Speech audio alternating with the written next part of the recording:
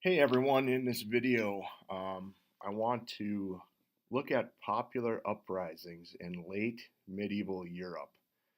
So we're talking about between roughly the 14th and 16th centuries, and these are sometimes known as peasant revolts. And we'll talk a little bit later about whether or not that's really an appropriate term given who actually participated in the events. But for now, we will refer to them as popular uprisings, which mean that they involved a lot of common people. And as we look at these events, we want to keep two questions in mind, sort of big picture questions. The first is, why did people choose to revolt against their government?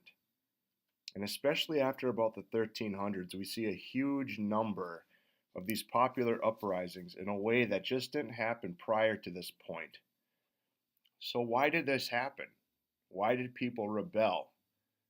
And secondly, we want to think about, were these uprisings successful? And if so, what does success look like in these circumstances? So, I want to start with a specific example, and that example is the Peasants' Revolt in England. This occurs in the year 1381. And so we have a picture here, and this is a picture from the Chronicles of Jean Froissart, and he is writing his chronicles of what's going on at the same time that the events are occurring. So it's what's called a contemporary account, and the picture is actually from later. It's added back into the chronicles later, so the picture is not entirely accurate of the period, but it does give us a sense of what it might look like for the king to be confronted by thousands of angry subjects. But to go into what they were doing here, I want to start with a quote, and this again comes from the Chronicles of Jean Froissart that I mentioned, and this is a quote that he attributes to John Ball. Now, John Ball is an English priest who is preaching at this time and is considered maybe one of the instigators, one of the people who helps start this revolt in 1381. And part of that is he's spreading ideas that challenge the existing authority structure.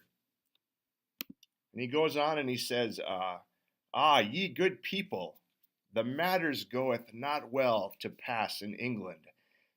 And that's kind of an old-timey way of saying that things aren't going well in England. And then he goes on and he says, nor shall not do till everything be common,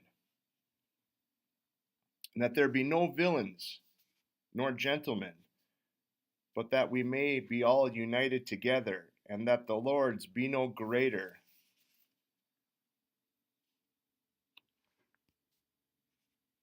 masters than we be it. So the Lord's be no greater masters than we be it. So what he's saying there is that we have this structure of society in England where there are gentlemen, the people who are part of the nobility, and they have access to political power and economic power. They're wealthy. And then we have all these other people who have to basically do work to support this nobility. And he says we should really all be equal, and things aren't going to be well in England until we are equal. So that's a pretty radical message, especially for a medieval European country. And he goes on and he asks this question and says, have we, the common people, deserved, or why should we be kept thus in servitude, or bondage? We be all come from one father and one mother, Adam and Eve.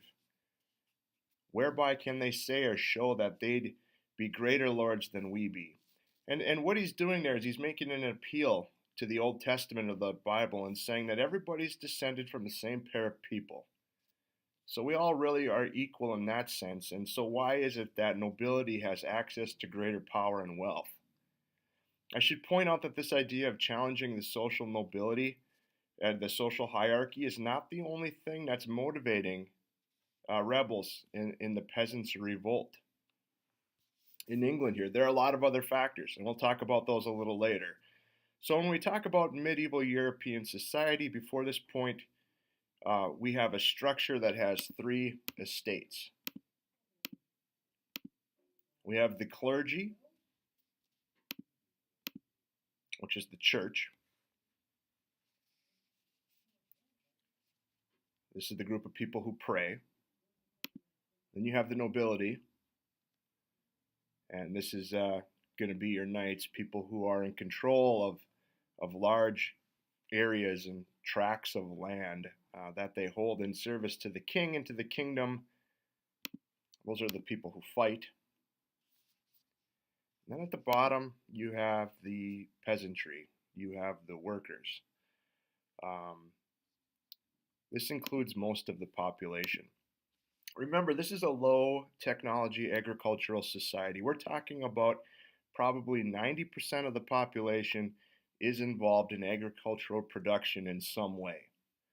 So this is the largest chunk of society, and they refer to that as the peasantry.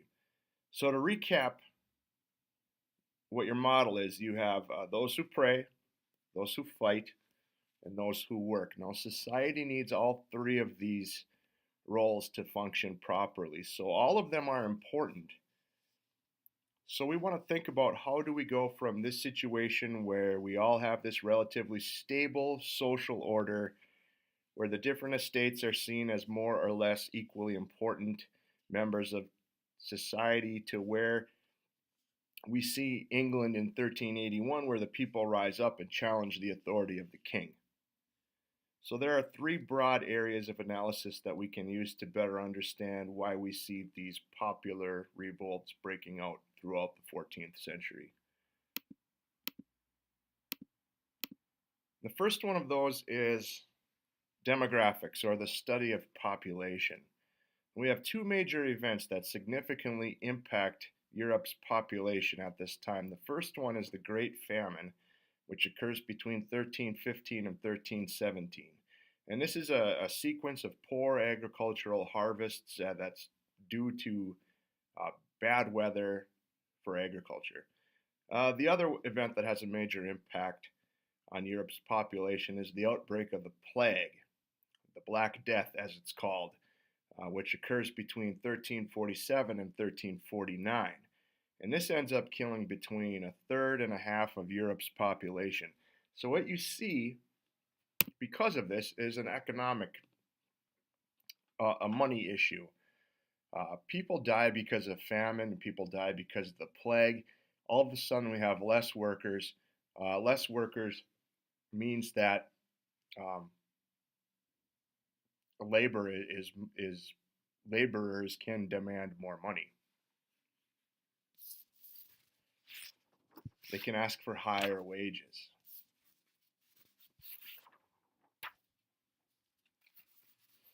That only makes sense if you have someone who's working in a job and there's not many people that do what they do, they can ask for more money.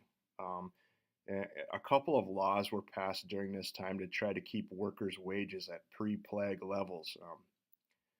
So it's a response to the fact that there are now fewer workers, and that makes workers more expensive. On top of that, you also have the 100 Years' War that's going on between England and France, and it started in 1337, and it actually drags on for more than 100 years, but that's the name that they've given it. But this 100-year war is expensive, and it costs both of the governments, England and France, a great deal of money to keep fighting and maintaining their militaries. And so at the same time you have these economic problems and struggles, you also have governments that are raising taxes to try to pay for this conflict. And the last thing you have here that helps explain some of the uprisings, we saw this a little bit already in John Ball's quote, is that we have religious and cultural issues going on as well. We have the Franciscans and the Dominicans who are friars, and they're going around and they're preaching to common people, and they're preaching the value of poverty and simple living. So when you have nobility who are living very lavish and extravagant lifestyles, you have some pushback against that as being perhaps against the popular religious attitudes of the time. I mentioned at the beginning that we would talk a little bit about whether or not a peasant revolt was the proper name for these events. And in 1358, you have a series of events that happened in France called a jacquerie. Jacquerie, the common people were sometimes referred to as a Jacques bonhomme or bonhomme. It's basically saying a Johnny Goodfellow. It's the French equivalent to the United States average Joe. So the common person was referred to as a Jacques bonhomme. Um, so the elites, the clergy, the nobility are saying that this notion of being a peasant or being a commoner is kind of a derogatory or insulting way to anyone who's not part of the nobility or the clergy. But what you need to remember is that when we said what a peasant was earlier in a previous video, we're saying that a peasant really is referring to someone who is a rural agricultural worker. And so these revolts, these uprisings, included a lot more than just rural agricultural workers. So what they're trying to do is they're trying to dismiss this uprising as just bad behavior from people who don't know their place in society. But in reality, it's much more complex than that. So other people are participating in these revolts. It's not just the peasants that are agricultural workers. It's just common people in general. And so hopefully um, this starts to give us a sense of why people did revolt against the government at this time. So we had these demographic changes that led to economic changes, and that led to kind of the change of the way that people saw themselves within their society. One of the questions was, were these uprisings successful? Well, you have to remember that most of these uprisings were put down by a strong military. And so you could consider that as being a loss. Most of these governments had enough manpower and money to put down these popular uprisings. So when we think about whether or not these popular uprisings were successful, we want to think about, did they lead to any major changes in the social or political structures? And they did. Most of these uprisings did bring about legal changes. Even if they didn't win military victories, in most cases we do see some changes that start to take place legally because of these uprisings. People saying that they're fed up and they've had enough and they want social and economic equality.